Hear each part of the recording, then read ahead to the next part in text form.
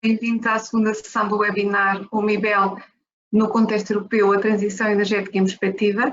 O meu nome é Elizabeth Sequeira e sou representante da CMV no Comitê Técnico do MIBEL.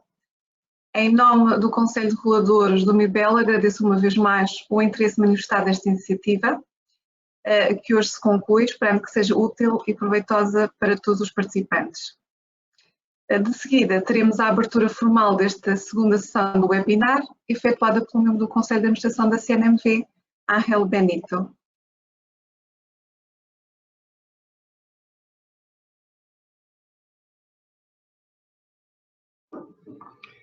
Muito obrigado, Elizabeth. Buenos días, buen día a todos.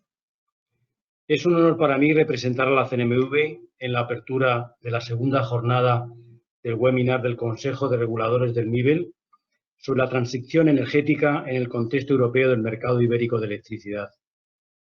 En el papel que tiene la CNMV como supervisor de los mercados financieros, voy a dedicar mi intervención de apertura de la jornada de hoy a señalar algunos aspectos relacionados con la financiación de la transición energética, la función de los mercados de capitales para canalizar esa financiación y el papel que pueden jugar los supervisores, aspectos que tendrán un mayor desarrollo en el panel que se celebrará a continuación. La transición hacia una economía descarbonizada, que pasa necesariamente por una transición en paralelo hacia una energía limpia y los retos y desafíos que ello conlleva, no es un tema de ahora. Ahí está, por ejemplo, el Acuerdo de París. Por aquí sí.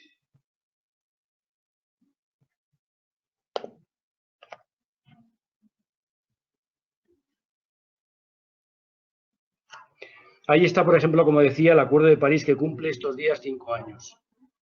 Sin embargo, no puede ser una cuestión más oportuna y actual en el marco de la respuesta a la crisis económica sin precedentes originada por la pandemia del COVID-19. Como saben, la Comisión Europea está liderando en coordinación con los Estados miembros de la Unión Europea la respuesta a la crisis económica originada por el COVID-19. Esta respuesta estará articulada, entre otros, a través del Plan de Recuperación EU Next Generation, por una cuantía de 750.000 millones de euros, que unido al presupuesto a largo plazo 2021-2027 de la Unión Europea, llevará a 1,85 billones de euros el arsenal financiero de la Unión Europea. La Comisión Europea ha señalado que los fondos del Plan de Recuperación no deben financiar solo la propia recuperación económica, sino que deben de considerarse una inversión en las áreas de actividad del futuro a largo plazo, en los que destacan los sectores verde y digital. El Pacto Verde Europeo, European Green Deal, se constituye así como uno de los ejes fundamentales de la estrategia de recuperación económica a través de, por ejemplo, proyectos de energías renovables, especialmente eólica y solar, y comenzando a desarrollar el hidrógeno verde. Transportes más sostenibles, favoreciendo la movilidad limpia a través de millones de puntos de recarga de vehículos eléctricos. En este sentido, conviene recordar que, de acuerdo con lo señalado por la Comisión Europea, el 37% de los recursos disponibles en el plan de recuperación se gastarán directamente en objetivos contemplados en el Pacto Verde Europeo. Llevar a cabo los proyectos y objetivos anteriores requerirá, sin duda, de masivas inversiones que tendrán que ser financiadas en un entente público-privado.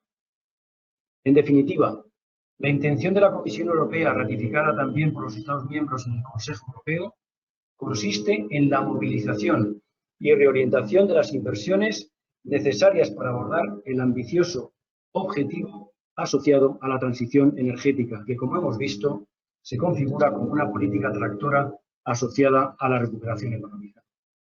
Los mercados de capitales pueden y deben jugar un papel esencial en la canalización de las inversiones para la financiación de la transición energética.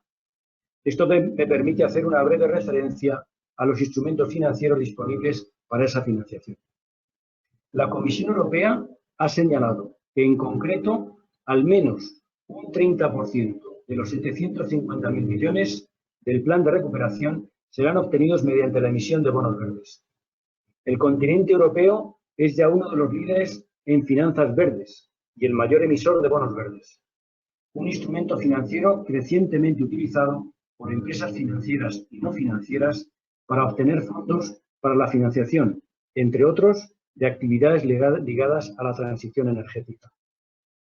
Asimismo, conviene recordar, en línea con la colaboración pública-privada señalada con anterioridad, la existencia de bonos verdes soberanos emitidos por Estados europeos con el objetivo de financiar proyectos verdes, muchos de ellos ligados también a la transición energética. Si me permiten una ligera referencia a España, les señalo que las emisiones de bonos verdes españolas están entre las 10 primeras mundiales y que el Tesoro Público Español ha manifestado su intención de emitir un bono verde soberano a lo largo del 2021. Un breve inciso para recordar que en la actualidad la Comisión Europea está trabajando en la elaboración de un estándar de bono verde al que voluntariamente podrán acogerse empresas emisoras europeas y también no europeas.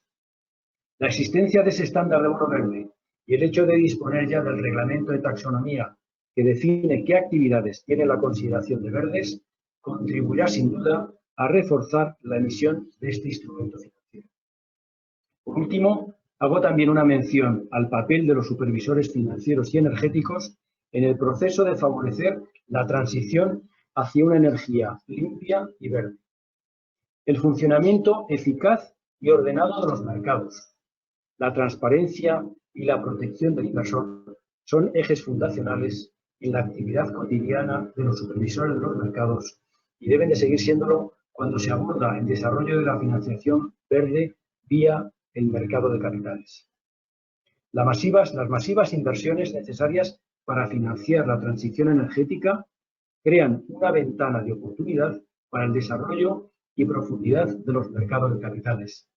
Medidas tendentes a facilitar la liquidez de dichos mercados o establecer, por ejemplo, segmentos especiales de negociación de instrumentos financieros verdes reforzarían ciertamente la canalización de los flujos de inversión hacia proyectos verdes y sostenibles. Todas estas medidas ampliarían el abanico de opciones al inversor, lo que redunda en mejoras de eficiencia y mayor valor añadido para los mismos, pero también pueden introducir nuevos riesgos que deben entenderse y monitorizarse, en particular cuando estas emisiones puedan ser destinadas a los inversores minoristas. En este terreno, los supervisores tenemos que estar atentos para alcanzar un adecuado equilibrio entre fomentar la financiación de estas economías más sostenibles y mantener la protección de los inversores y la integridad de los mercados financieros. Finalizo ya mi intervención de hoy mencionando al Consejo de Reguladores del MIBEL, que facilitará sin duda los mecanismos para avanzar hacia una transición energética verde, inclusiva y justa. No puedo dejar de mencionar también a la CNMV, que tomará el relevo de ERSE en la presidencia del Consejo de Reguladores del MIBEL en 2021 y que, como no podía ser de otra manera, suscribe los ambiciosos pero necesarios objetivos fijados por las instituciones europeas y los gobiernos de España y Portugal en materia de transición energética como una parte fundamental en la recuperación de la crisis económica causada por la pandemia del COVID-19. Les animo a continuar conectados al panel que se celebrará a continuación y confío en que los puntos planteados en mi intervención puedan sugerir algún tipo de reflexión útil. Muchas gracias por su atención. Obrigada pelas suas palavras. Passamos de seguida ao painel de hoje, onde será abordado a perspectiva dos agentes não tradicionais, que será moderado por José Manuel Portero, que é o representante da CNMV no Comitê Técnico do MIBEL. Buenas tardes, buenos días. Es un placer para mí moderar este segundo panel del webinar de MIBEL y sobre la transición energética y los retos para su concretización en el mercado. En este segundo webinar vamos a contar con la visión de los agentes no tradicionales.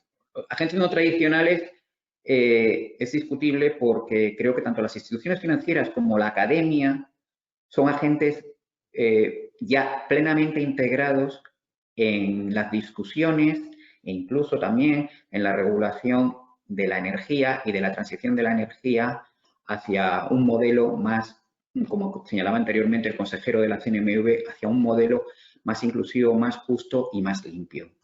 Contamos en este panel con la intervención de Natalia Fabra, profesora de la Universidad de Carlos III y además directora, corrígeme Natalia si no es directora del cargo, de Energy Ecolab, que está dentro de, y corrígeme también por favor Natalia, dentro de la propia Universidad Carlos III. Y también contamos con la visión no tradicional, en mi opinión discutible, lo no tradicional, de una entidad financiera como es Banco Santander, que es una entidad líder en España y es una entidad líder también en Portugal, y que con Rui Enríquez en particular, que es el Head of Global Tech Financing de Portugal. Yo os quería pedir tanto a Natalia como a Rui que nos hagáis unas presentaciones de vuestra visión sobre lo que es la transición energética, de vuestra visión sobre lo que debe de ser la financiación o lo que está siendo ya la financiación de la transición energética. Y a continuación podemos entablar un, yo creo que adecuado y necesario periodo de preguntas y respuestas, tanto de la audiencia como algunas que podamos plantear directamente. Casi te voy a dar ya la palabra, Natalia, para tu presentación. Muchísimas gracias, José Manuel. Muchísimas gracias al Consejo de Reguladores de MIBEL por haberme invitado a este panel para compartir con todos ustedes, para compartir con todos vosotros nuestra visión desde el punto de vista, no sé si tradicional o no, pero en cualquier caso, en mi opinión, muy necesario, el punto de vista de la academia y en concreto el punto de vista que se desprende de los trabajos de investigación que estamos llevando a cabo en Energy Ecolab, que es un centro de investigación adscrito al Departamento de Economía de la Universidad Carlos III, donde trabajo y al que pertenezco. En mi presentación, más allá de hablar sobre lo que luego nos podemos extender sobre los temas de financiación, voy, sin embargo, a enfocar las transparencias que voy a compartir con ustedes sobre temas regulatorios. Y creo que tanto regulación como financiación están íntimamente relacionados, porque para que la financiación llegue, en mi opinión, es fundamental que la regulación sea adecuada, que los temas sean tratados de manera adecuada por parte de la regulación y que haya un diagnóstico correcto de cuáles son los retos a los que se enfrenta la transición energética, porque ese diagnóstico es fundamental para aportar esas soluciones. Pasar transparencia, por favor. En cuanto a estos retos, que sin duda son muchos, he preferido destacar los que, en mi opinión, los que en nuestra opinión son fundamentales en tres bloques. El primero, sabemos que para que la transición energética tenga lugar, tenemos primero que descarbonizar el sector eléctrico, que va a aportar esa electricidad libre de carbono al resto de sectores. Y para ello es fundamental desplegar las renovables en el sistema eléctrico y ya se ha consolidado como un instrumento indispensable para esa política de despliegue de renovables el uso de las subastas como un instrumento regulatorio de mucho valor. Lo que quiero compartir con ustedes son temas relativos al diseño de esas subastas, que creo que también va a ser crucial para su mejor funcionamiento. Pero no solo estamos hablando de oferta de renovables, también estamos hablando de todos los mecanismos que aportan flexibilidad a ese sistema eléctrico dominado por renovables intermitentes, y aquí estaríamos hablando del papel que puede jugar la demanda, hasta qué punto podemos contar con esa respuesta a la demanda y hasta qué punto podemos potenciar esa respuesta a la demanda. Y aquí me gustaría centrarme en la importancia que tiene la tarificación para mandar esas señales de precio a los consumidores para que podamos, si ese es el caso, contar con su respuesta, y todas las políticas complementarias que, en mi opinión, deben acompañar esa política de tarificación que pretenda potenciar la respuesta a la demanda. Y, por supuesto, también estamos hablando de activos de almacenamiento que van a ser fundamentales para encontrar los equilibrios entre oferta y demanda en el sistema eléctrico y sobre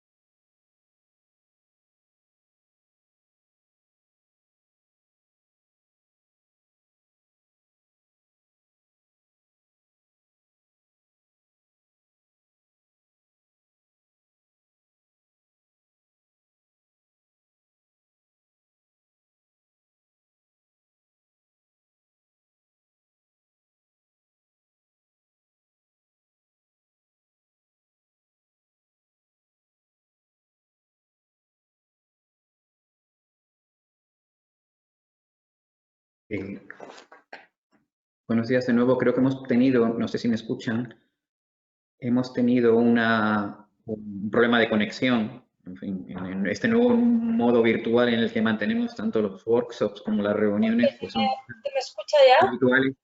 Sí, ahora se te escucha, Natalia, y yo te Disculpa. quería... No, es un problema de conexión, como decía, yo creo que debido también que habitual en esta nueva normalidad llena de eventos virtuales.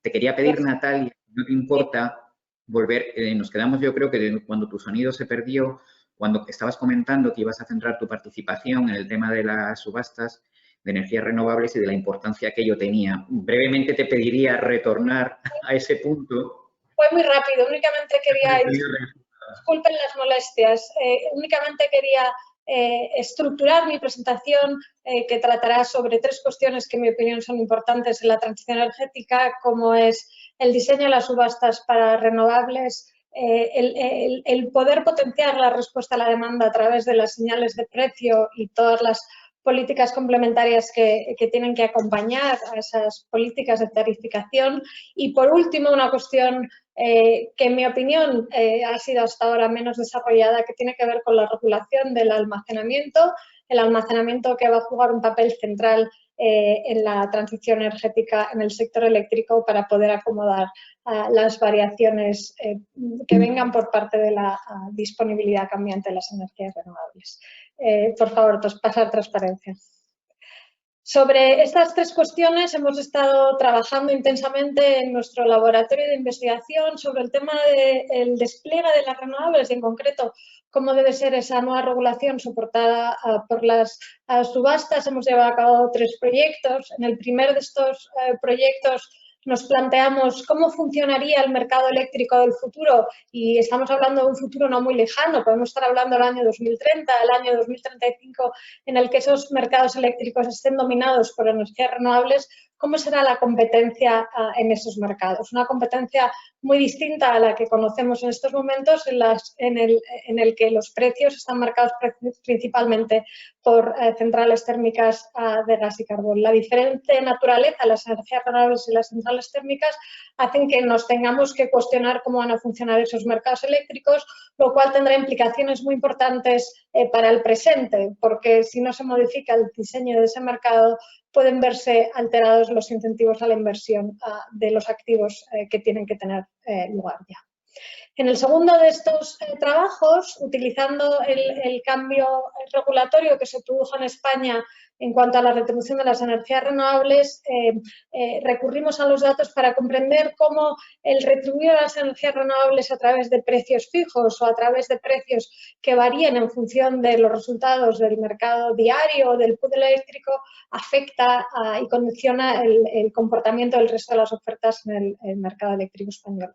Y por último, dentro de este primer bloque relativo al diseño de las subastas de renovables, en un trabajo conjunto con Juan Pablo Montero nos preguntamos si las subastas para la nueva incorporación de renovables tienen que ser específicas por tecnología o tienen que tratar a todas las tecnologías de manera neutral, y la respuesta que damos a esta pregunta, en mi opinión tan fundamental y tan importante, es, como buenos economistas, que depende. Depende de varios factores, pero en cualquier caso lo que el trabajo pone de manifiesto es que pensar que la neutralidad tecnológica debe siempre aplicarse no es la solución correcta, no es la receta única para todos los contextos, porque a veces la neutralidad tecnológica genera precios elevados, genera sobrerentas, y esta es una cuestión muy importante, no solo por justicia en el reparto de los excedentes económicos, sino también porque encarecer innecesariamente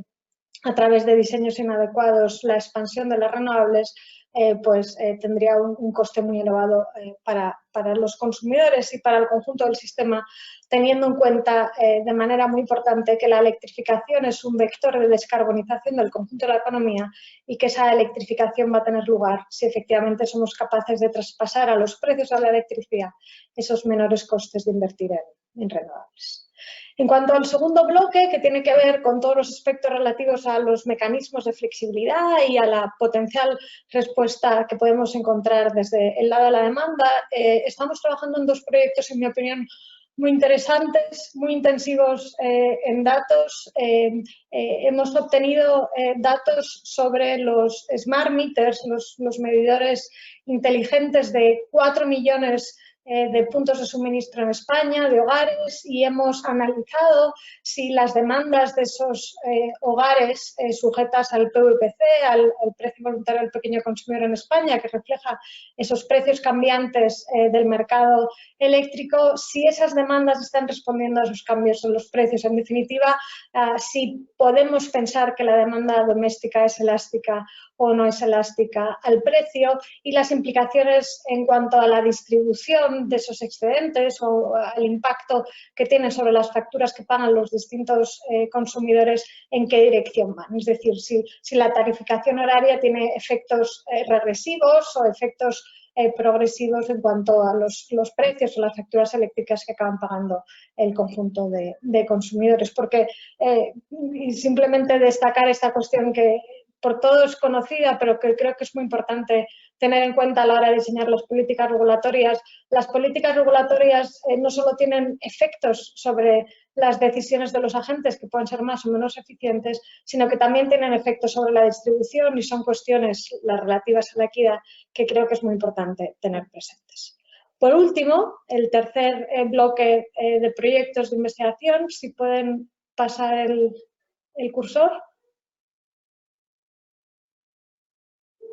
¿Pueden pasar el cursor? ¿Se han perdido el...?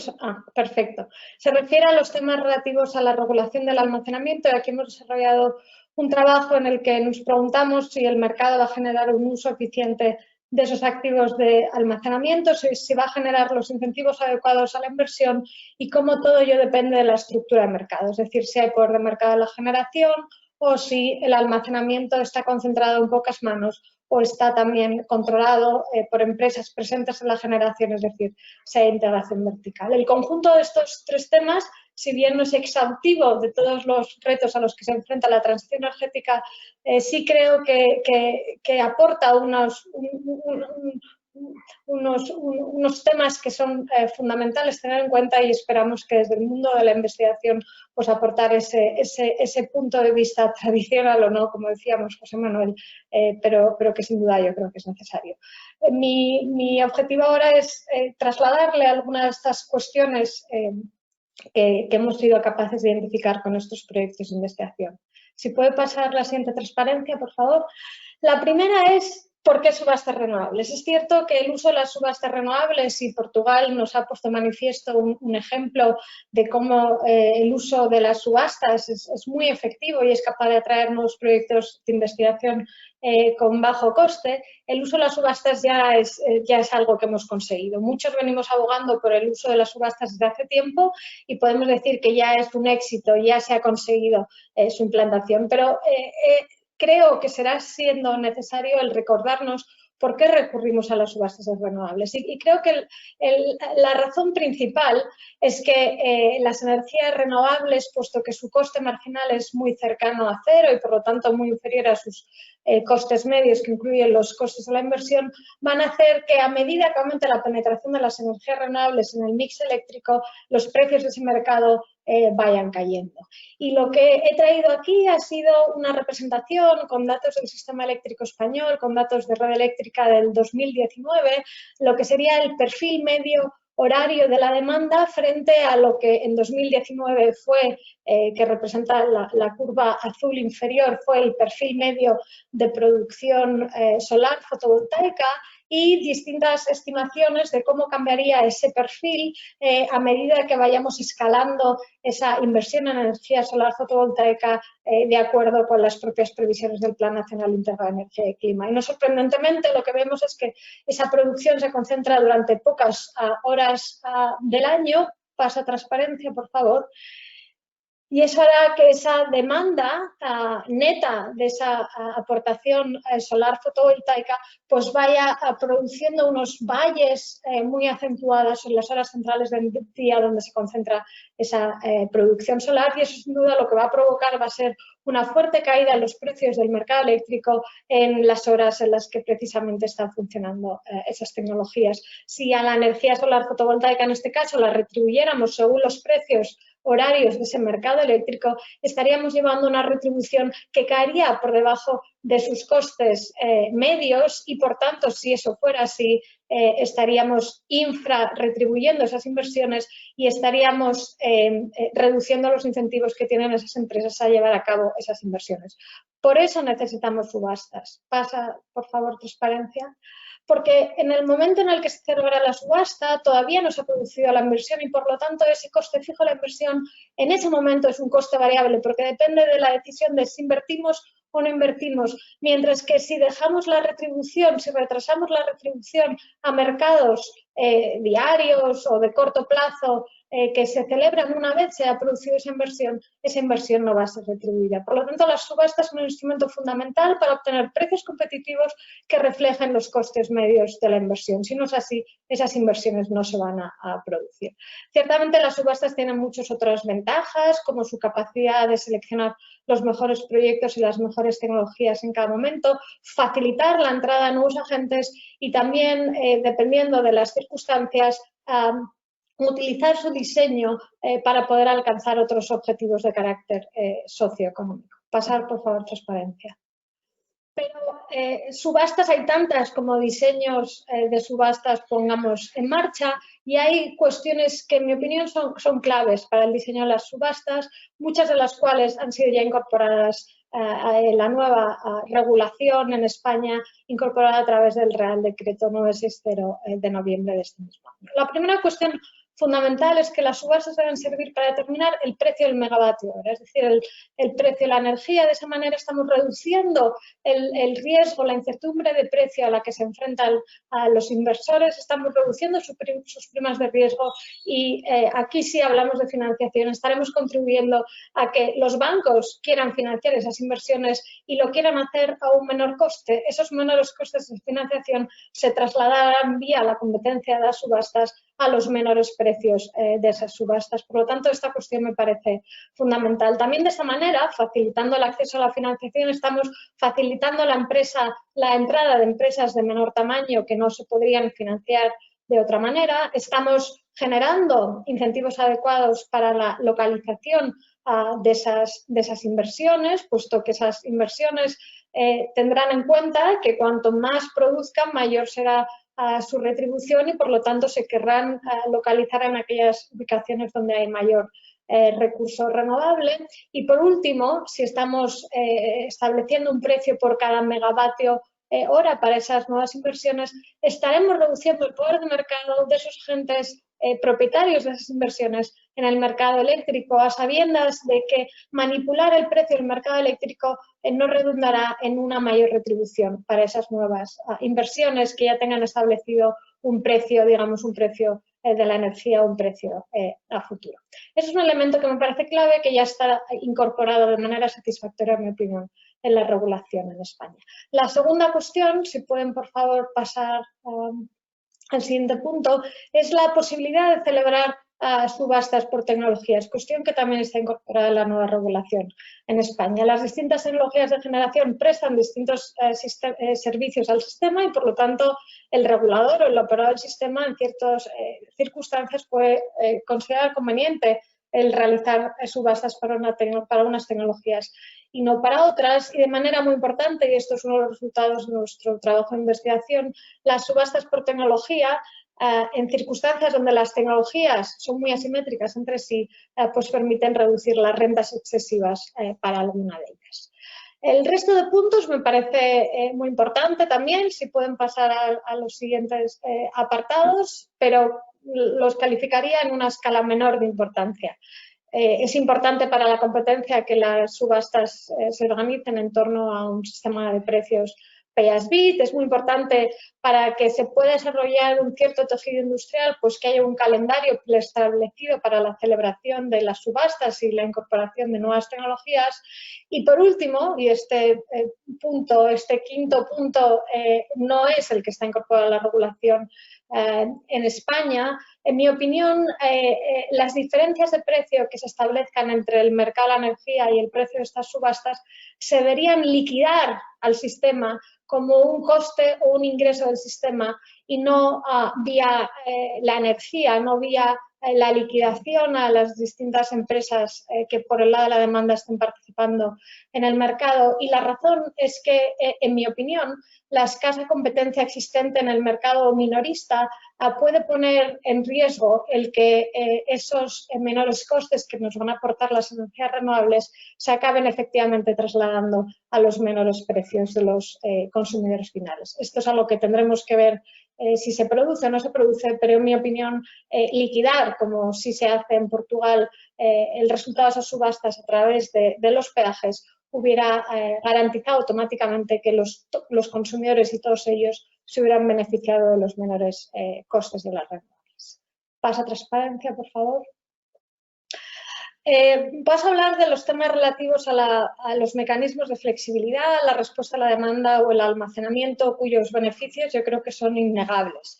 Primero, facilitan la integración de las energías renovables, entre otros motivos, porque serán capaces de evitar vertidos en aquellos momentos en los que haya mucha aportación, una aportación excesiva de energías renovables. Si somos capaces de trasladar demanda vía respuesta a demanda o vía almacenamiento a esas horas y, por lo tanto, restarla de las horas de mayor demanda y menor aportación de renovables, estaremos evitando vertidos, estaremos mejorando la garantía de suministro y también estaremos reduciendo los costes de la generación eléctrica. Por lo tanto, beneficios innegables. ¿Seremos capaces de incorporar esos beneficios? Sí o no. Y ello dependerá de la regulación. Pasemos transparencia, por favor. España es el único país hasta donde conocemos que ha incorporado la tarificación horaria por defecto a los hogares, el sistema PVPC. Por lo tanto, los consumidores, de manera teórica, tendrían incentivos, podrían tener incentivos a trasladar su consumo de las horas de mayor precio a las horas de menor precio. ¿Lo están haciendo o no lo están haciendo? Y nuestros resultados empíricos, como les decía, que parten de una base de 4 millones de hogares analizando sus consumos horarios durante más de año y medio, nos ponen de manifiesto que no. Hemos estimado la elasticidad de la demanda de esos hogares. Lo que ven en esta gráfica es una densidad de todas esas elasticidades de todos esos consumidores que claramente está centrada en torno a cero, indicando que los consumidores no están trasladando por efecto de esos precios su consumo a las horas de menor precio. ¿Qué es lo que puede estar fallando? Pase transparencia, por favor. En nuestra opinión son tres factores fundamentales que parten de que forman parte de ese diagnóstico que, en mi opinión, se tiene que tener en cuenta para la búsqueda de las soluciones. La primera, como ha puesto la CNMC de manifiesto en muchas ocasiones, los consumidores realmente no conocen la tarifa a la que se están enfrentando, no tienen información sobre esos precios y, por tanto, difícilmente pueden responder a esos precios cambiantes. Hay un problema de falta de información, pero también hay un problema de falta de incentivos. Los consumidores no tenemos incentivos a adquirir esa información y actuar en función de esa información. ¿Por qué? Porque las variaciones de precios a lo largo del día son lo suficientemente pequeñas como para que ese comportamiento no genere ahorros y, por lo tanto, no tengamos incentivos a cambiar nuestro comportamiento. Por lo tanto, si realmente queremos potenciar en la medida de lo posible que la demanda pueda aportar al sistema eléctrico esa flexibilidad, creo que hay que combinar esa tarificación horaria con señales más fuertes que pueden venir a través de los peajes y también el fomento del despliegue de automatismos que nos permitan que esa demanda, esa respuesta a la demanda pueda tener un carácter automático para que no dependa de que estemos pendientes o no de los precios y de actuar. En esa medida podrá haber una mayor aportación de la demanda, pero que en cualquier caso considero que no va a ser en ningún caso suficiente para contrarrestar esa volatilidad de las energías renovables. Necesitamos, pase por favor transparencia, realmente el almacenamiento. El almacenamiento es el que nos va a permitir trasladar demanda y oferta de unos periodos a otros para conseguir esos equilibrios. La pregunta que nos hacemos es si el mercado, tal como lo conocemos, va a generar esos incentivos adecuados para el uso y para la inversión en almacenamiento que contribuyan a la consecución de esos equilibrios. Pase, por favor, transparencia. ¿Hemos acabado ya? Disculpe. Antes, por favor, un poquito antes. Si puedo dedicar a la siguiente. Si puedo dedicar un par de minutos. La siguiente, por favor.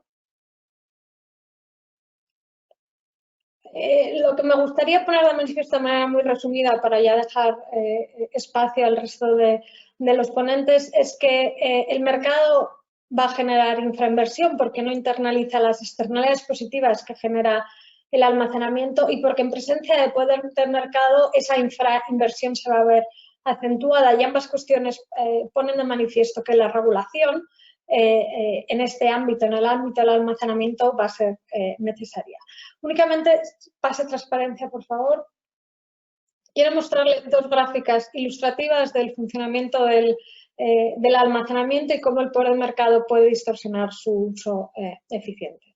En esta gráfica se ilustra, como lo hice al principio, pues esta demanda neta de renovables y el papel del almacenamiento sería en los periodos en los que esa demanda neta es baja y por lo tanto los precios y los costes de la generación eléctrica son bajos. Esos activos de almacenamiento demandarían electricidad para ser almacenada que sería utilizada para cubrir las puntas de demanda.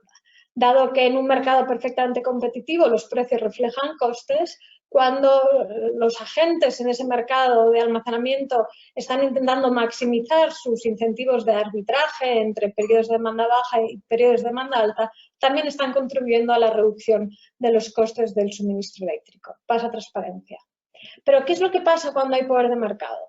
Cuando hay poder de mercado por parte de los propietarios de los activos de almacenamiento o cuando esos activos de almacenamiento están en manos de empresas verticalmente integradas, es decir, también presentes en el segmento de la generación, esas empresas de almacenamiento ya no son tomadoras de precios, es decir, son conscientes de que sus decisiones de almacenamiento afectan a los precios. ¿Y qué es lo que ocurre en ese tipo de contextos? Ocurre que esos activos de almacenamiento no van a querer concentrar toda su demanda en los periodos de demanda baja, porque eso lo que haría sería encarecer de manera excesiva la electricidad que ellos están comprando. Y lo mismo ocurre en los periodos de demanda alta, no van a concentrar sus ventas en los periodos de demanda alta porque eso deprimiría en exceso los precios de la electricidad que están vendiendo en ese momento. Por lo tanto, ¿qué es lo que van a hacer óptimamente? Van a suavizar el comportamiento de su almacenamiento y, por lo tanto, van a generar un uso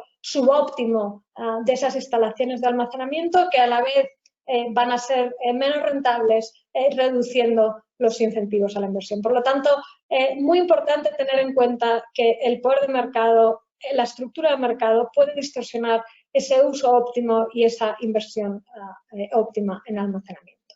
Pasar transparencia y pasar transparencia. Para ya concluir, pasar por favor transparencia. Para ya concluir únicamente cerrando estas cuestiones, creo que la transición energética es un ejemplo claro de externalidades que el mercado no internaliza y que hacen necesario el uso de renovables, el uso de subastas para determinar las inversiones tanto en renovables como en almacenamiento. Pasa transparencia. Pase exacto. Teniendo en cuenta de manera muy importante cómo se diseñan esas subastas y cómo es la estructura del mercado tanto en almacenamiento como generación, porque un excesivo poder de mercado en un segmento u otro o de manera ligada a través de la integración vertical podría generar decisiones no óptimas. Y por último, si bien creo que hay que hacer esfuerzos para contribuir a que la demanda se pueda sumar a la solución de estas cuestiones, creo que en el contexto actual no cabe esperar que esa contribución vaya a ser significativa. Tendremos que esperar a contextos en los que haya más variación de precios por efecto de las renovables y a contextos en los que realmente valga la pena automatizar esa respuesta para que sea una respuesta más potente. Muchísimas gracias y disculpen las molestias que hemos tenido con el sonido.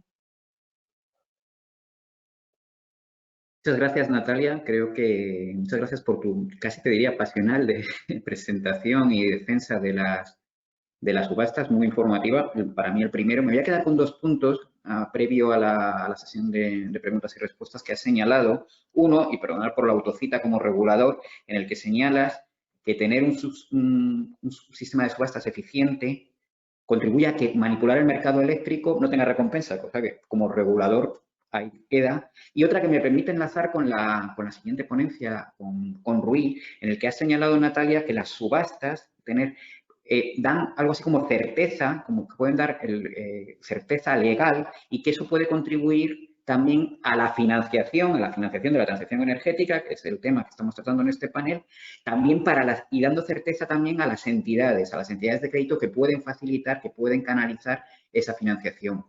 Yo creo que esta última cuestión que has planteado, Natalia, me permite enlazar con Rui, como representante del Banco Santander, que además, como comentaba anteriormente, no solamente es líder en España y Portugal, sino que además también es un emisor muy activo de bonos verdes y además también un canalizador de préstamos verdes, muy dedicados todos a la transición energética. Sin más, Rui, te concedo la palabra.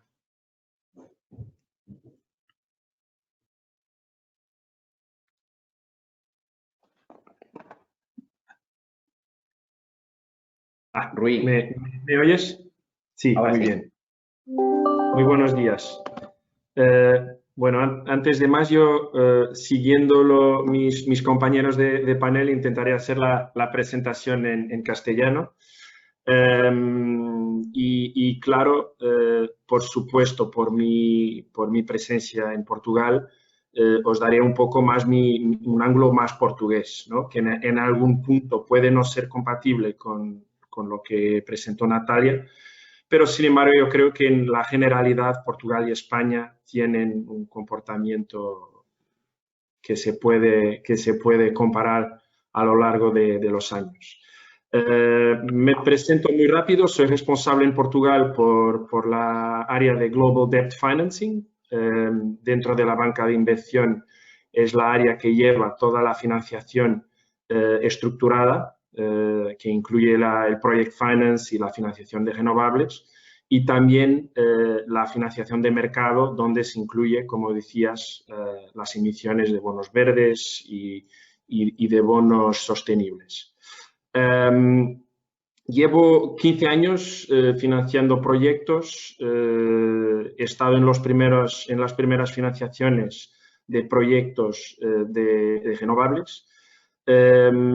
Y creo que, o sea, el Banco Santander ha tenido desde siempre un interés muy grande y una presencia permanente en operaciones de renovables. Es un sector que nos interesa muchísimo desde el pasado y para el futuro. Como sabéis, hay un compromiso corporativo del banco a invertir cerca de 220 billones en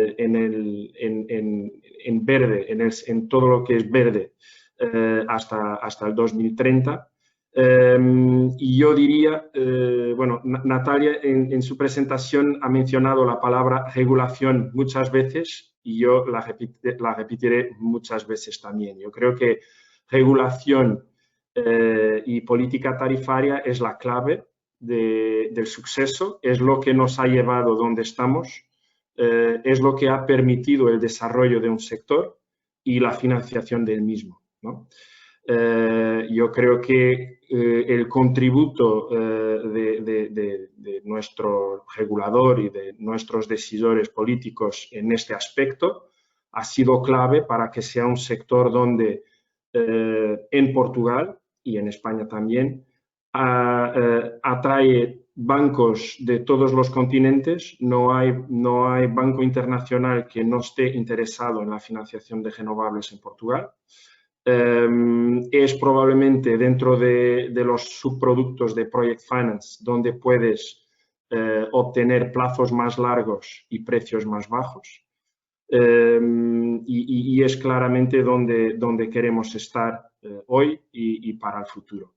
Ahora, tú has lanzado, José Manuel, un challenge sobre el impacto de las subastas en el interés de los bancos y en la capacidad de financiar estos proyectos, que es un poco donde me gustaría, después de concluir mi exposición. Yo empezaría muy rápido por daros un poco un viaje temporal y recordaros que cuando hemos empezado a financiar proyectos de energías renovables, en el inicio del milenio, ¿no? En 2000, 2002, 2001, por ahí, estábamos financiando con tarifas garantizadas, con primas muy elevadas, bastante por encima del precio de mercado, y lográbamos financiar a largo plazo y una componente muy relevante de la inversión, y esto es muy importante, o sea, se podía financiar entre 80 a 90% de la inversión por tener tarifas garantizadas a muy largo plazo. Hasta la crisis financiera, incluso los bancos ya estaban financiando allá del plazo de tarifa garantizada. Ya aceptaban en Portugal, por lo menos 2 a 3 años de tarifa merchant, de tarifa de mercado. Y para que veáis, yo cuando veo los proyectos más antiguos, el assumption de tarifa de mercado en su día, para el día de hoy, andaba entre los 100 y los 150 euros por megavatio. O sea, los primeros proyectos que tenemos donde los bancos toman riesgo merchant, el riesgo que han asumido y el precio de mercado andaba en estos niveles, que como sabéis compara con niveles actuales que, bueno, pre-COVID de 50 euros, post-COVID de entre 30 y 40 euros. Bueno, después tuvimos la crisis financiera que ha suspendido por un rato la financiación de renovables, con las medidas más duras en el mercado en España, medidas menos impactantes en el mercado aquí en Portugal, pero aún así también en Portugal estuvimos hasta finales de la crisis bastante incapacitados a financiar proyectos de renovables.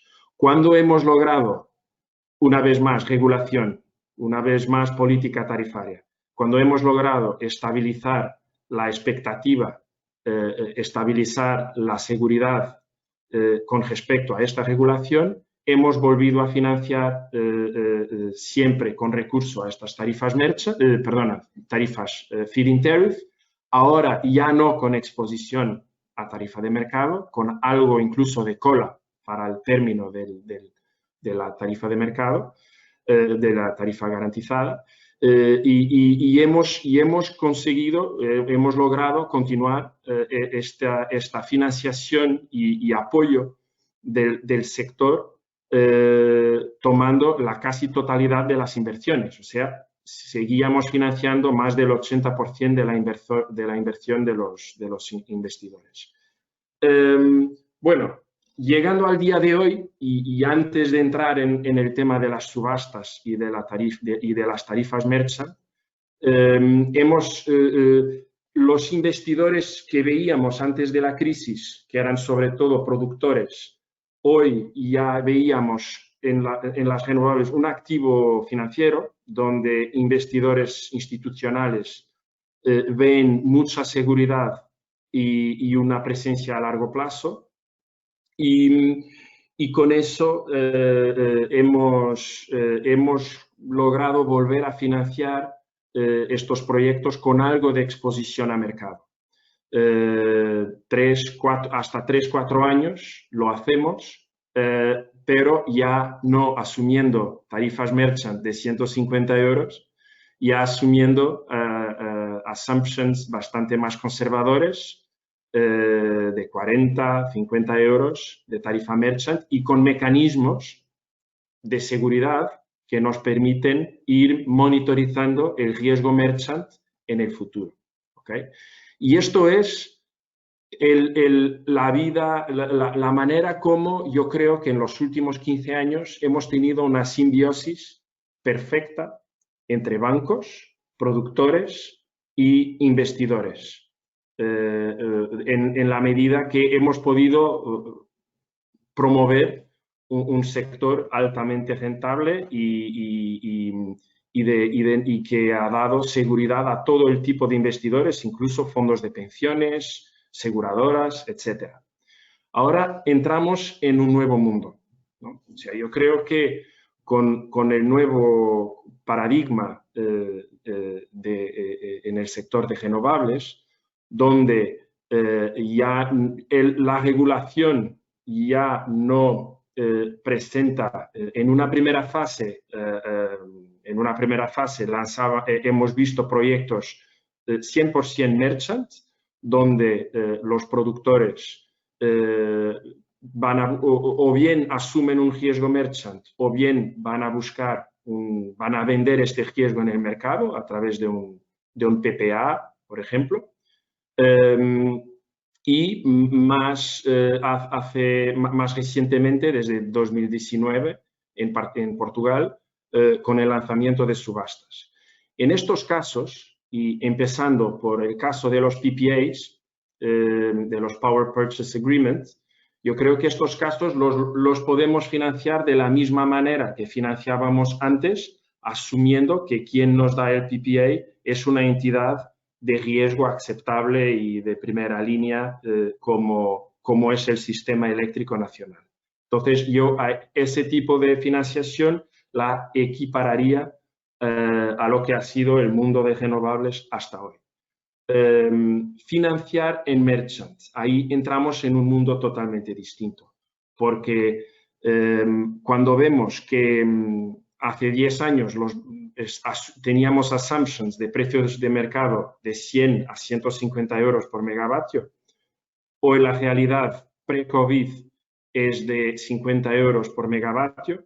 Durante el COVID hemos tenido un mes donde el precio ha andado, pues no quiero mentir, pero por los 10 euros por megavatio, y las proyecciones más conservadoras que tenemos hoy para el futuro, de cara a futuro, andará en los 30, 35. O sea, es muy difícil para un comité de crédito, para un banco, tomar riesgo de largo plazo con este nivel de incertidumbre. O sea, no es el tipo de riesgo que es compatible con una financiación de largo plazo. Es compatible con una financiación corporativa, como la que se hace a nuestras utilities, pero no es compatible con una financiación muy apalancada de 80-90% del importe de la inversión, con plazos de 15 a 20 años y con precios muy bajos. No es compatible.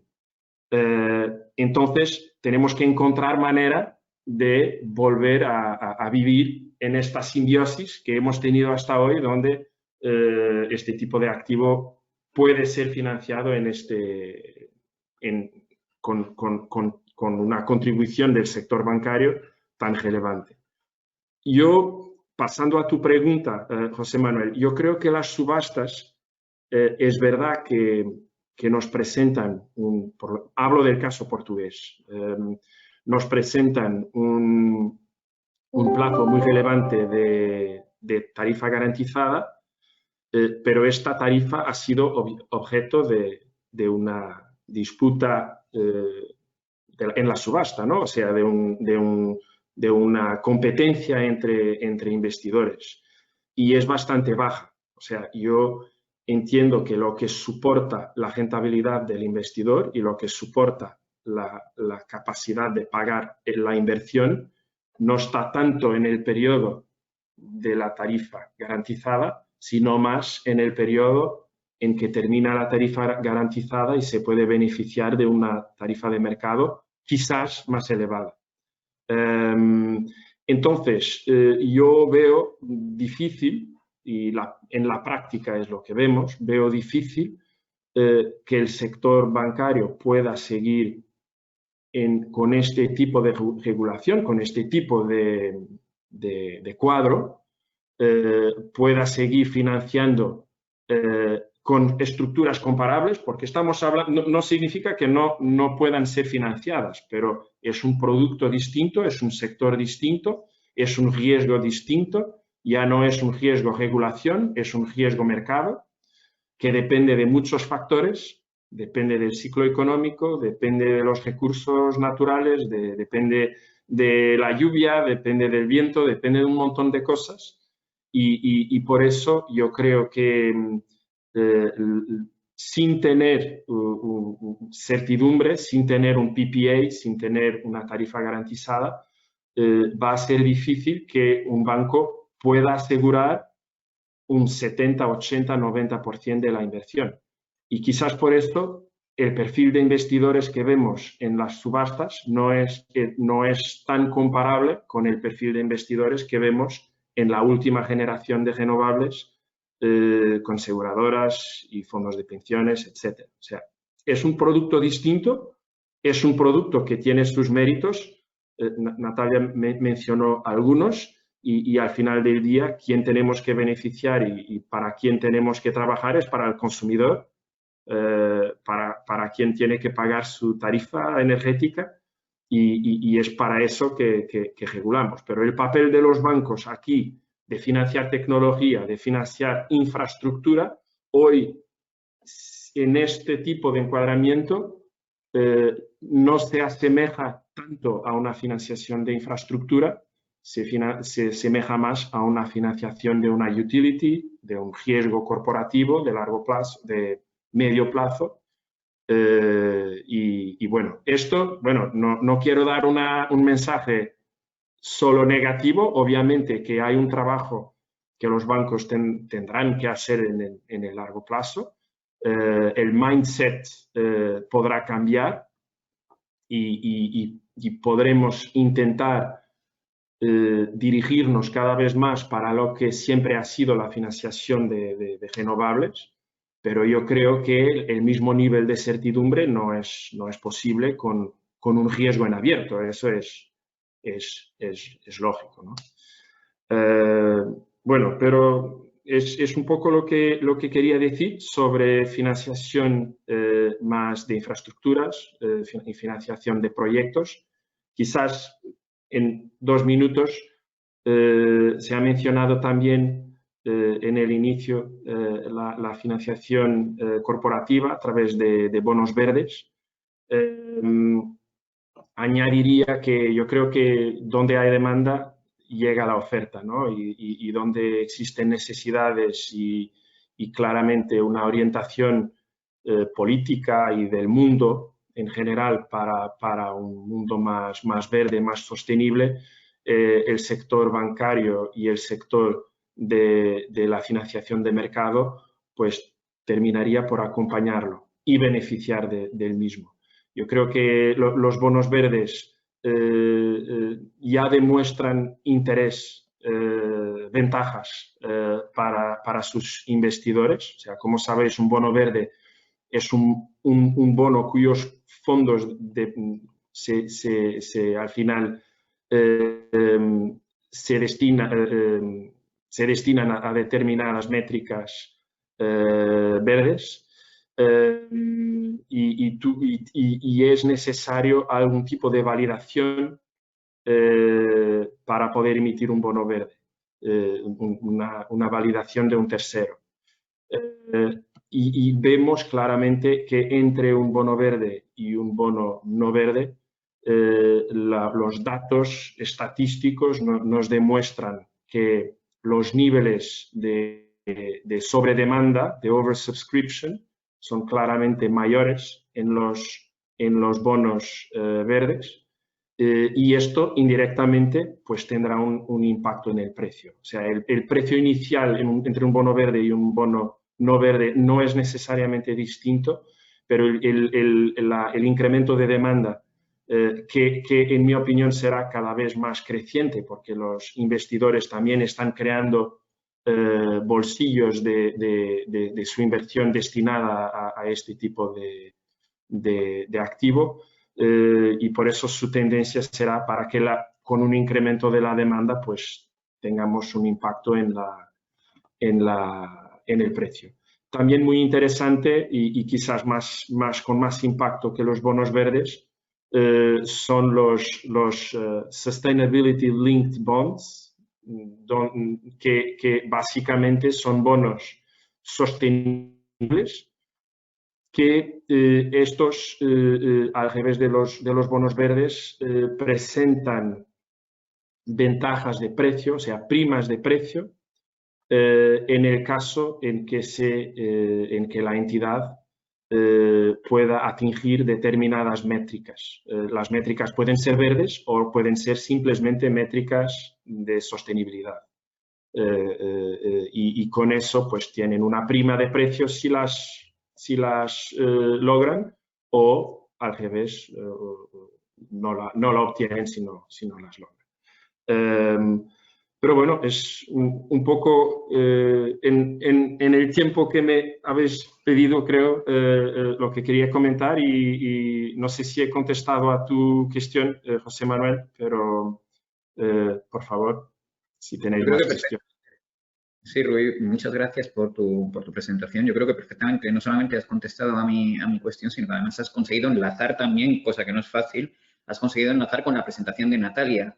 Me voy a quedar igual que me quedaba con Natalia, con un tema que tú has señalado, también lo dijo Natalia, que es el tema de la regulación. Es un tema de la regulación desde el punto de vista de un regulador, como soy yo, en el que yo, siendo regulador financiero, pensaba que el sector financiero era el más regulado, hasta que entré hace unos años en la regulación del sector energético y he comprobado que para nada el sector financiero es el más regulado en comparación con el sector energético. Muchas gracias a los dos. Yo creo que previo a una sesión de unos 20 minutos aproximadamente de preguntas y respuestas, que básicamente centradas en las preguntas que ha presentado la audiencia, creo que tenemos una pequeña encuesta para los participantes en el webinar. Y yo no sé si puede entrar aquí ahora o entrará posteriormente. A ver.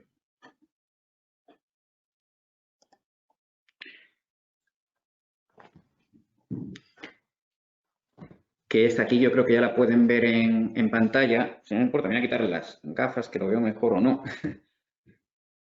Que es ¿se puede impulsar la liquidez de los mercados a plazo y los instrumentos financieros, o los instrumentos financieros en el MIBEL debería ser una periodo, lo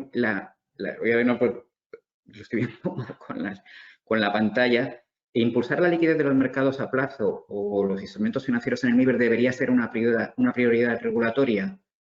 Y hay tres opciones: sí inmediato, sí en un plazo de hasta 2 años y no de inmediato. Sí le pediría a la audiencia que a través de la aplicación en GoToWebinar, en la aplicación, pues contesten a esta sencilla encuesta.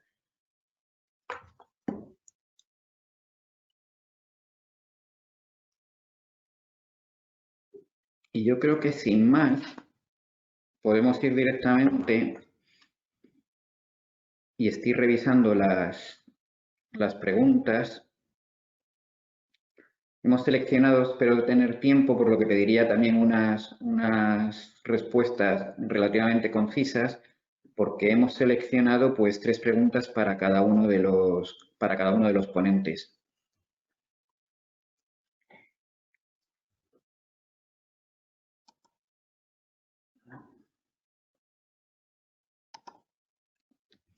Voy a comenzar con Natalia Fabra. No sé si me están viendo aquí.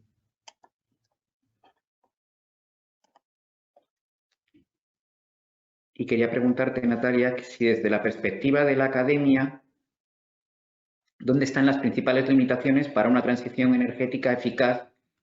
Y si este logro cumple los objetivos de la neutralidad de carbono, la neutralidad carbónica, diríamos.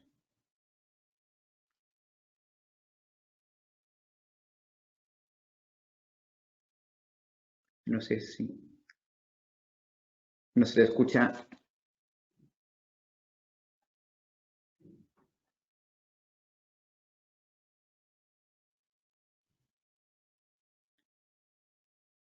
De nuevo los problemas de los formatos en la nueva normalidad.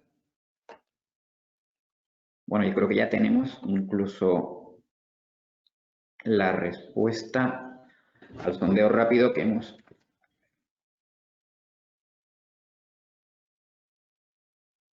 Natalia, ¿me estás escuchando? Pero no puedes hablar.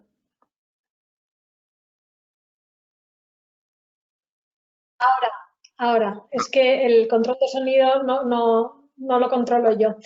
Quería empezar, y también como parte de la respuesta, felicitando a Rui. Me ha parecido una intervención interesantísima que efectivamente ligaba de pleno con mi punto de partida, y es que para que la financiación llegue, y la financiación no es más que la savia de la transición energética que tiene que basarse en la inversión de activos que van a tener una larga vida útil, inversiones en las que el coste de la inversión tiene un peso muy importante. Sin esa financiación no hay transición energética, y para que haya financiación tiene que haber una regulación, una retribución adecuada a esas inversiones.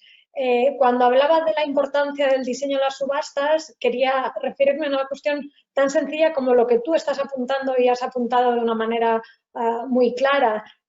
A los renovables no se les puede enfrentar, no es eficiente enfrentarles a ese riesgo merchant, a ese riesgo de que su producción sea retribuida a través de un precio de mercado que va a ir en declive. Yo no apuesto por esos 35 euros megavatio hora para las horas de producción solar en absoluto. Hace un año, recuerdo, participé en el foro solar organizado por UNEF, y recuerdo que mi participación se centró en dar predicciones sobre lo que estimaba que el Plan Nacional Integrado de Energía y Clima iba a tener, el impacto que iba a tener sobre el precio del mercado 2030, y recuerdo que nuestras estimaciones estaban entre 10 y 20 euros megavatio hora para el precio medio percibido por la solar, que será muy inferior al precio medio del mercado, y recuerdo cómo aquello generó mucho revuelo, porque en definitiva estaba poniendo en cuestión lo que tú estabas diciendo.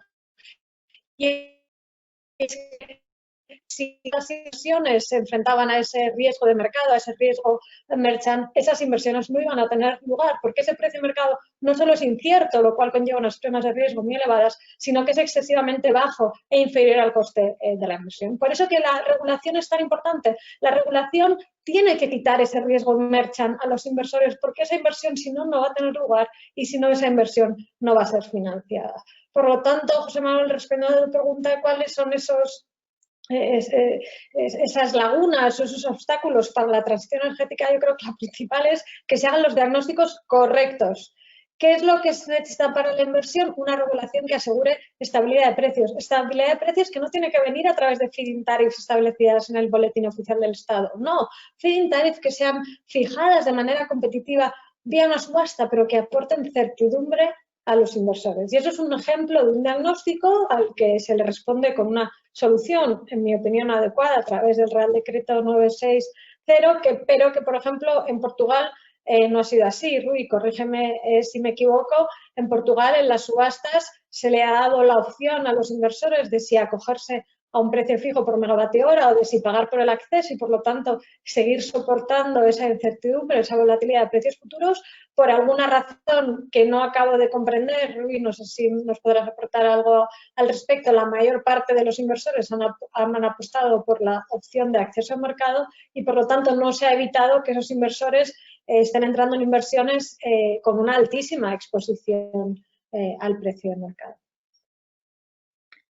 Muchas gracias, Natalia. Yo, con independencia de que contestes brevemente a lo que te ha planteado Rui, con independencia de que contestes brevemente a lo que te ha planteado Natalia, yo creo que puede encajar con una de las preguntas de la audiencia, que es el tema del riesgo y el riesgo. ¿Cuál es para el sector financiero, tú como representante del sector financiero, los principales aspectos que condicionan la percepción del riesgo en los proyectos de inversión energética? Podemos ligarlo, hemos hablado, y yo creo que bien hablado, del tema de la regulación. Va tanto ligada la decisión de la financiación, la decisión de financiar un proyecto de energía o un proyecto que financie la transición energética, ¿va ligado realmente a la regulación? ¿Es algo inevitable? Sí, sin duda, es clave. O sea, tú en el sector renovable, claro, si recuamos 10, 15 años, mirábamos bastante al riesgo de la tecnología. Mirábamos bastante, pues, van a aguantar rotando ahí durante 25 años. Pues no, era un riesgo relevante. Hoy por hoy, esto es algo que no nos preocupa. Yo creo que el sector tanto en la medida tecnológica como en la medida de la operación y mantenimiento de los equipajes. Incluso en la medida del accionariado, porque al final es una tecnología que pide muy poca intervención. Entonces, yo creo que lo más relevante va a ser de tu base case, de tu business plan original, qué certidumbre recibo yo de estos cash flows que estoy asumiendo.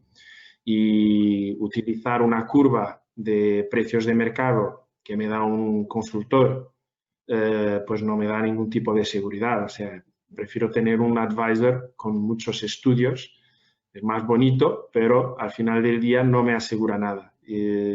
Tener un regulador que me asegura, y porque hace sentido para el sector, no solamente porque hay que construir centrales, no, porque hace sentido, porque hace sentido para la gente que existan renovables. Tener una regulación sólida, y creo que Portugal ha sido un ejemplo de destacar en el pasado, incluso durante la crisis, y que gracias a esto, gracias a la regulación, se ha atraído investidores de todo el mundo para Portugal. Entonces, yo creo que se puede crear mucho valor desde el regulador, sin duda.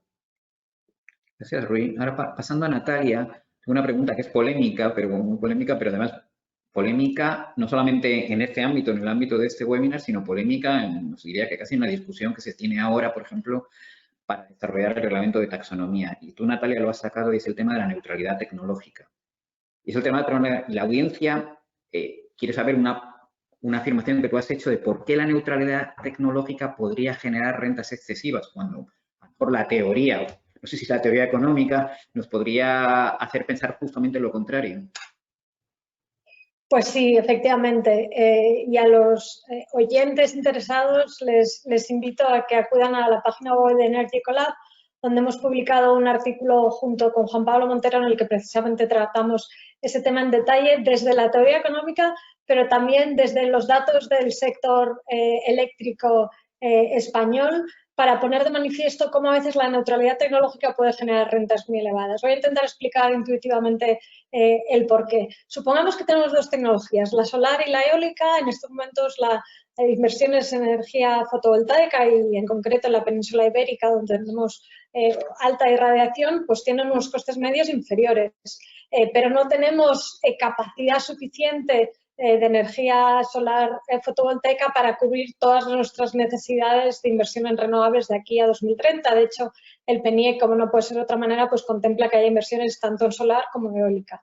Si el coste medio de la eólica está, pongamos, en 35 euros el megavatio hora y el coste medio de la solar, pongamos, por ejemplo, en 20-25 euros el megavatio hora, si esas dos tecnologías compiten en la misma subasta, la eólica va a marcar el precio de mercado a 35 euros megavatio hora y por lo tanto va a estar sobre retribuyendo a las inversiones en energía solar fotovoltaica, cuyo coste medio es de 25, pero van a verse retribuidas al coste medio de la eólica de 35. Si las hacemos competir en la misma subasta, la tecnología cara va a marcar el precio para todas ellas y va a estar generando sobre rentas, en este ejemplo, a la energía solar fotovoltaica. Si celebramos dos subastas separadas, una para solar y otra para energía eólica, a la energía eólica le estaremos pagando sus 35 euros megavatio hora y a la energía solar fotovoltaica le estaremos pagando su coste medio. Y además podremos como regulador jugar con la cuota que asignemos a una tecnología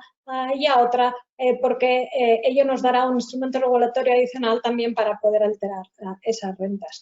Por lo tanto, hay veces que sí, si las asimetrías entre esas dos tecnologías, entre sus costes, no son muy fuertes, pues puede ser conveniente hacer una subasta tecnológicamente neutra, porque cuando hacemos subastas tecnológicamente separadas nos enfrentamos a un problema, y es que el regulador se enfrenta a la información asimétrica, no conoce realmente los costes de las tecnologías y por lo tanto no sabe si es adecuado subastar más de una o de otra. Haciendo una subasta tecnológicamente neutra, esas cantidades que se acaben asignando a una tecnología u otra, pues se van a ajustar en función de los costes, de cuya información, por supuesto, los inversores disponen y, por lo tanto, pueden ser más eficientes a la hora de asignar esas tecnologías. Pero lo que es cierto es que van a generar sobrerentas que podríamos evitar separándolas. Por lo tanto, va a depender del contexto y va a depender de contextos tan importantes como la incertidumbre que haya sobre los costes de la tecnología, la asimetría que haya en sus costes, la importancia que otorga el regulador a que se generen esas sobrerentas, entre otras cuestiones. Pero cada situación, cada contexto va a requerir de una solución bien tecnológicamente neutra o específica por tecnologías y, por lo tanto, la regulación no debería atar las manos a los reguladores a que solo pudieran recurrir a la neutralidad tecnológica, porque no siempre es la solución más adecuada. Gracias, Natalia. Una última pregunta, pues, en interés del tiempo que tenemos, en el que voy a pedir a Rui 2 minutos, quizá 3 minutos. Y es un tema, Rui, tú nos has propuesto un viaje hacia el pasado, hablando un poco del tema, pero yo te propondría un viaje también hacia el futuro. Es decir, ¿qué nuevos instrumentos financieros tú puedes prever para las ingentes inversiones? Natalia mencionaba el PNIEC, todos los PNIEC contemplan masivas inversiones para financiar la transición energética. Hay algunos nuevos instrumentos financieros, hemos hablado de bonos verdes, hemos hablado también de préstamos verdes. ¿Hay algunos nuevos instrumentos financieros que puedan servir ad hoc para la financiación de la transición energética que tú puedas prever? Bueno, pregunta difícil. Sí, yo creo que el sector financiero siempre se intenta ajustar, como ya he dicho, a la demanda, a lo que sean las tendencias futuras, ¿no? Yo creo que financiación de inversión, financiar inversión tecnológica, financiar infraestructura, si no tienes algún tipo de seguridad, es muy difícil. Y yo diría que el tipo de financiador no es tanto el sector bancario en este caso, sino otro tipo de fondos más destinados a este tipo de inversión. Yo creo que lo que sí puedes tener son productos que promueven el desarrollo tecnológico y que promueven un camino hacia una implementación de las energías renovables y otro tipo de métricas, como he dicho, sostenibles, de sostenibilidad, donde básicamente presentas condiciones que se ajustan en función de llegar a estas metas, de llegar a estas métricas. Yo creo que es por ahí que puede el sector efectivamente hacer la diferencia. Después, claro, puntualmente y con algún tipo de recurso al investidor, al inversor, el sector bancario siempre contribuye, pero una contribución en masa, como tuviste en la primera fase del desarrollo de renovables, y recordar que estas primas grandes, estas rentas elevadas que hablamos, es lo que ha permitido tener hoy en día una paridad tecnológica y renovables con costes bajos, ¿no? En fin. Fenomenal. Pues yo creo que hemos cumplido exactamente con el horario previsto, son las 12:20. Yo quiero agradecer tanto a Natalia como a Rui sus presentaciones, vibrantes en sí mismo y además, no sé si buscadas o no, pero que enlazaban no solamente las propias presentaciones, sino las preguntas y respuestas. De nuevo, gracias a los dos y ahora yo creo que demos paso al resultado de la pequeña encuesta que hemos planteado a la audiencia.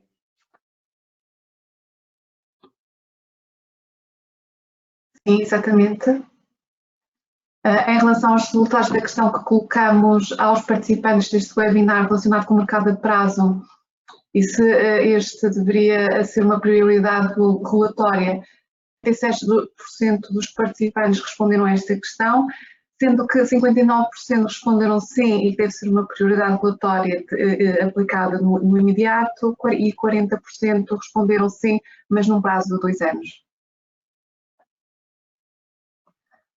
De seguida, passamos à comunicação do CR Mibel sobre o prémio Mibel 2020, que será efetuado pela Presidente da ERSI do CR Mibel, Maria Cristina de Portugal. Muito obrigada, Elizabeth. Muito bom dia a todos, ainda é bom dia para todos. Cabe-me fazer aqui algumas referências quanto ao anúncio do Prémio Mibel. Deixem-me recordar-vos que a 17 de dezembro de 2019, o Conselho de Reguladores do Mibel anunciou a criação do Prémio Mibel, prémio destinado a promover a participação da sociedade civil nas suas múltiplas facetas e, em especial, quanto ao desenvolvimento do mercado ibérico de eletricidade. O Prémio Mibel foi aberto a estudos e trabalhos de investigadores de qualquer nacionalidade. Comecei por dizer que em 17 de dezembro de 2019, quando o Conselho de Reguladores anunciou o Prémio Mibel e a criação deste prémio destinado a promover a participação da sociedade civil nas suas múltiplas facetas de mercado energético, em especial para o desenvolvimento do mercado ibérico da eletricidade. O Prémio Mibel foi aberto a estudos e a trabalhos de investigadores de qualquer nacionalidade, o que demonstra bem a intenção do Conselho de Reguladores de ter uma iniciativa aberta aos mais diversos interessados, incluindo aqueles que, pela sua experiência e enquadramento, têm uma visão externa, exterior ao mercado ibérico de eletricidade. O júri do Prémio Mibel é presidido pelo Presidente em exercício do Conselho de Reguladores do Mibel, e no caso do Prémio 2020, essa função coube-me a mim, tendo a presidência rotativa deste Conselho, e foram convidadas 3 prestigiadas personalidades do setor, a professora doutora Natália Fabra, que nos tem estado a acompanhar hoje, o professor doutor João Esteves Santana e o professor doutor Juan Pablo Monteiro, personalidades com unanimemente reconhecido mérito académico e profissional, e a quem, em nome do Conselho de Reguladores, queria desde já endereçar uma mensagem de reconhecimento e agradecimento pela disponibilidade que manifestaram desde a primeira hora. Iniciámos o ano 2020 num contexto radicalmente diferente àquele que hoje temos, e quando anunciámos em Madrid, e que saudades de Madrid, a criação deste Prémio Mibel, estávamos todos muito longe de imaginar uma pandemia com consequências drásticas para as nossas economias, para as nossas sociedades e para as nossas próprias vidas. E foi atendendo a isso que logo no final de março de 2020 o Conselho de Reguladores, mantendo os objetivos e a expectativa quanto ao alcance e aos objetivos do prémio, prorrogou de 30 de abril para 30 de setembro a data limite de admissão de candidaturas. Em março também não foi possível antecipar como se viria a revelar o futuro que nos tem assolado. Reunimos e validaram as candidaturas que foram recebidas, elas foram colocadas à apreciação do júri do Prémio Mibel 2020, tal como de resto está determinado, previsto no regulamento que é público e está publicado. O Mibel é, talvez como poucas outras experiências de desenvolvimento de mercados na Europa, uma realidade pluridisciplinar. A própria constituição do Conselho de Reguladores espelha esse caráter, esse cariz multidisciplinar, conta desde o início com a participação ativa e o envolvimento dos reguladores de Espanha e de Portugal, não apenas do setor elétrico, como também dos mercados financeiros. e é por isso compreensível e legítimo reconhecer que a ambição quanto às candidaturas reconhecidas no contexto do prémio espelhassem essa mesma diversidade. Neste ano de 2020, que já é um ano raro e irrepetível em tantas outras coisas, o número de candidaturas que foram recebidas não permitiu atingir esse objetivo. E por isso a avaliação do júri, em articulação com o Conselho de Reguladores do MIBEL e de acordo com o que está previsto no regulamento do próprio Prémio MIBEL, decidiu não atribuir o prémio na edição de 2020. Esta foi uma decisão muito ponderada e, como referi, é fundamentada no essencial no escasso número e diversidade das candidaturas apresentadas, o que não tem qualquer reparo, diga-se, para o respectivo mérito específico e próprio. A frustração destes objetivos dos reguladores e do Conselho de Reguladores tem uma muito óbvia e direta explicação nas contingências da pandemia de Covid-19. Impõe-se, contudo, fazer um reconhecimento muito concreto aos candidatos que remeteram trabalhos e estudos ao Prémio MIBEL. O seu esforço, o seu interesse deve, por todas as razões, incluindo a que todos tivemos com as contingências da pandemia do Covid-19, ser sublinhado e ser apreciado. E estamos em crer que a melhor forma de o fazer é renovar-lhes o desafio para participarem na próxima edição do Prémio MIBEL. Por fim, gostaria de sublinhar a manutenção do compromisso do Conselho de Reguladores em promover um envolvimento crescente da sociedade civil no desenvolvimento do próprio Prémio MIBEL e fazê-lo de uma forma plural, multidisciplinar, aberta, envolvendo todas as áreas do conhecimento e as distintas visões que existam sobre o mercado ibérico da eletricidade. Gostaríamos de lançar já algumas sementes para o próximo Prémio MIBEL e o Conselho de Reguladores, para esse efeito, decidiu endereçar um convite a um dos membros do júri e desafiá-lo a partilhar connosco algumas reflexões. Eu não sei se é possível.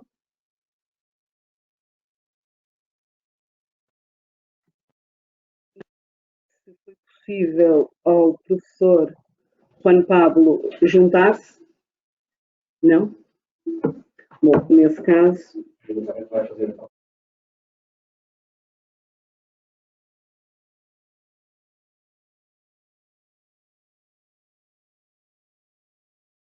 Sim, não temos condições técnicas para ter o keynote speech do professor Juan Pablo Montero e portanto, a sugestão é passarmos ao encerramento formal desta segunda sessão do seminário do MIBEL 2020 e que será efetuada pela Sra. Presidente Maria Cristina Portugal, Presidente da ERSE e do CRMIBEL. Muito obrigada.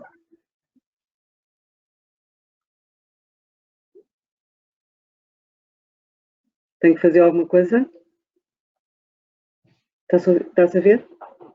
Chama a webcam.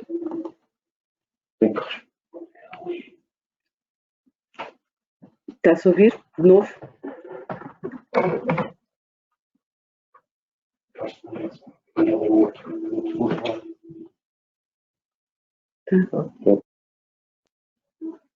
Já estão a ouvir lá.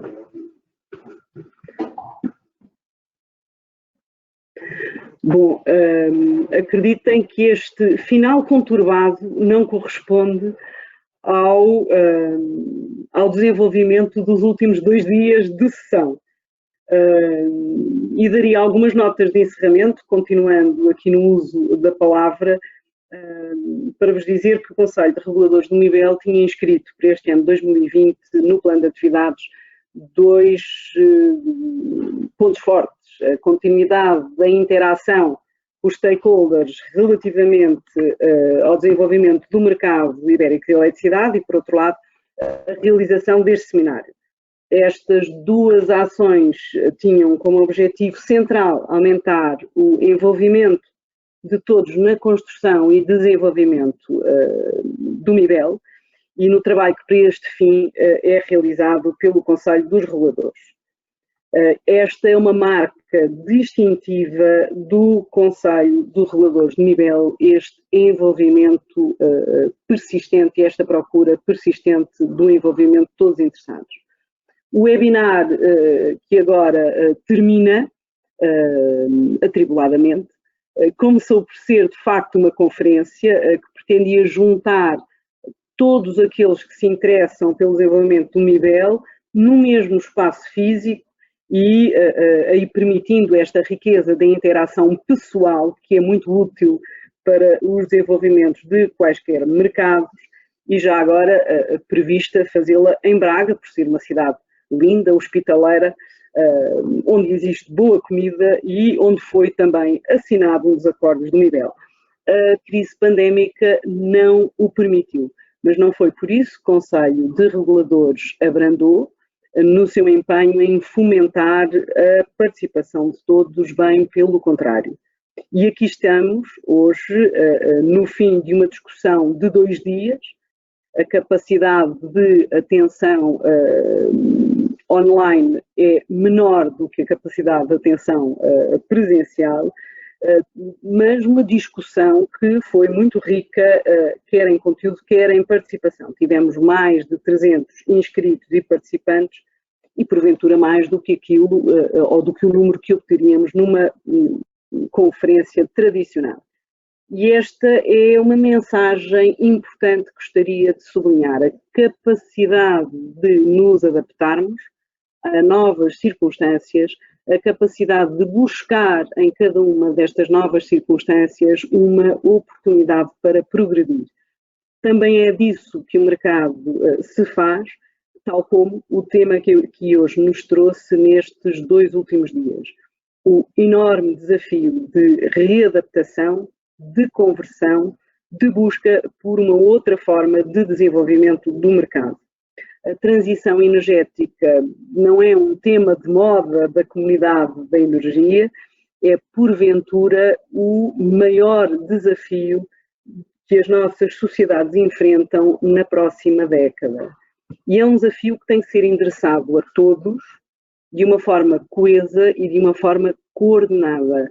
O programa deste seminário procurou espelhar a pluralidade de abordagens, envolvendo aqueles que procuramos designar como os mais diretos e tradicionais interessados nas discussões que envolvem energia. Os produtores, os consumidores, passando naturalmente por todos os operadores de mercado. Mas envolveu também outros agentes, não tão frequentemente chamados para estas discussões: a academia e o mundo financeiro, o que demonstra bem algumas destas singularidades do MIBEL, em especial quando comparada com experiências paralelas na Europa. No contexto ibérico, já nos habituámos a incorporar a produção renovável no conjunto dos agentes tradicionais, fruto de uma aposta precoce que ambos os nossos países tiveram na utilização destes recursos. E também sempre integramos a vertente financeira, sendo exemplo disso o próprio arranjo institucional e rotativo do próprio Conselho de Reguladores, que é precursor a nível europeu. Creio que é justo concluir das discussões que aqui foram tidas ontem e hoje, que temos pela frente muitos e complexos desafios para assegurar a pretendida transição energética e o sucesso no combate às alterações climáticas. Os consumidores têm que se reinventar nos seus processos tradicionais, têm de ser parte ativa no desenho do mercado e nos novos equilíbrios que se buscam nesta nova sociedade. a flexibilidade de que tanto se falam em contexto de transição energética está cada vez mais num raio de ação dos consumidores, individualmente ou através dos seus agentes agregadores, o que, por sua vez, acarreta a necessidade de gerir a informação em grande dimensão, em grande complexidade, que é apenas possível de ser feita com uma digitalização intensa dos processos. A produção tem que conseguir, de uma forma cada vez mais eficiente, gerir os seus custos, incluindo os custos de contexto, e assegurar a complementaridade que garanta a manutenção da segurança do abastecimento, que é fundamental. Todos ficamos a compreender melhor os desafios que os agentes que atuam do lado da oferta enfrentam para a estruturação dos seus modelos de negócio no futuro, ou como ouvimos ontem, para a bancabilidade dos projetos de investimento. Também os mercados terão que demonstrar capacidade para se reinventarem com regras ajustadas a um crescentemente novo perfil de participantes. Da parte do OMI, ouvimos uma referência a que o mercado ibérico é talvez o mercado mais plural da Europa, pelo menos em número de agentes, e ouvimos o seu repto para que se desenvolva a interligação na Península Ibérica com o resto da Europa, de modo a concretizar o potencial de desenvolvimento deste mercado.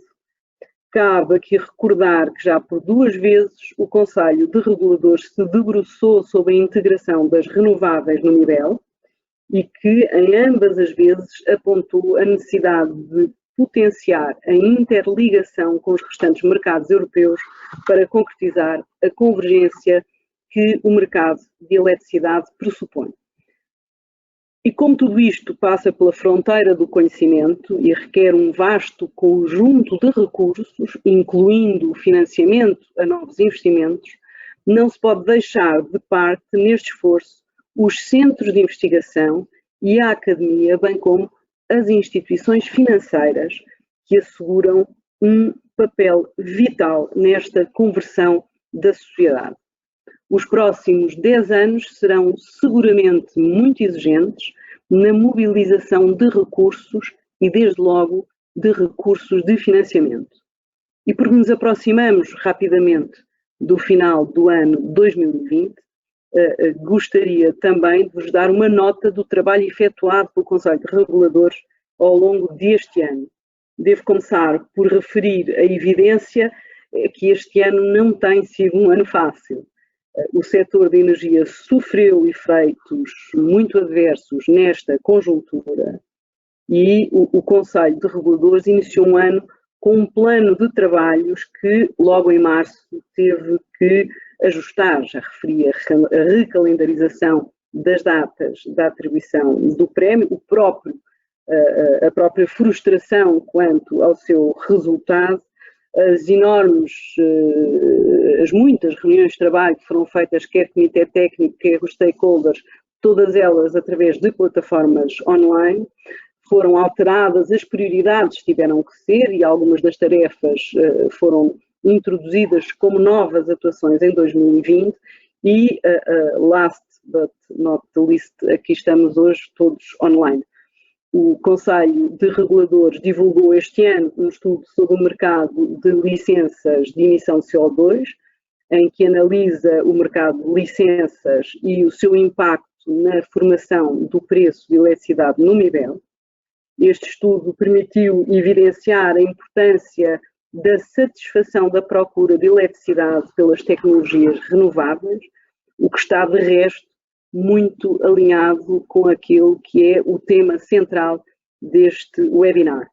Mais recentemente foi lançada uma consulta pública pelo Conselho de Reguladores, dirigida aos participantes do mercado grossista de eletricidade sobre eventuais medidas para melhorar a liquidez nos mercados a prazo do MIBEL. Aproveito para suscitar a vossa participação nessa consulta. E o ano 2020 não poderia terminar sem que o Conselho de Reguladores do MIBEL faça uma avaliação dos principais efeitos da pandemia Covid-19 acarretou para o MIBEL e para os setores energéticos, quer em Espanha, quer em Portugal. Aproveito, por isso, também para anunciar que dentro de dias o Conselho de Reguladores do MIBEL irá publicar aquele que é um primeiro exercício de avaliação de impactos da pandemia sobre o MIBEL, recolhendo e sistematizando alguns dados concretos sobre, por exemplo, a evolução da procura e sobre as medidas adotadas, quer no plano legal, quer no plano regulatório, para fazer face aos efeitos da pandemia. Aqui chegada, cabem algumas notas finais sobre este seminário que encerro. Quero começar por dirigir a todos os oradores um muito reconhecido agradecimento pela disponibilidade que manifestaram desde a primeira hora para aqui estarem connosco presentes e pelo brilhantismo que emprestaram à discussão nestes 2 últimos dias. Quero também agradecer a todos aqueles que assistiram, o interesse que manifestaram no tema e no desenvolvimento do MIBEL, que é muito importante para todos nós.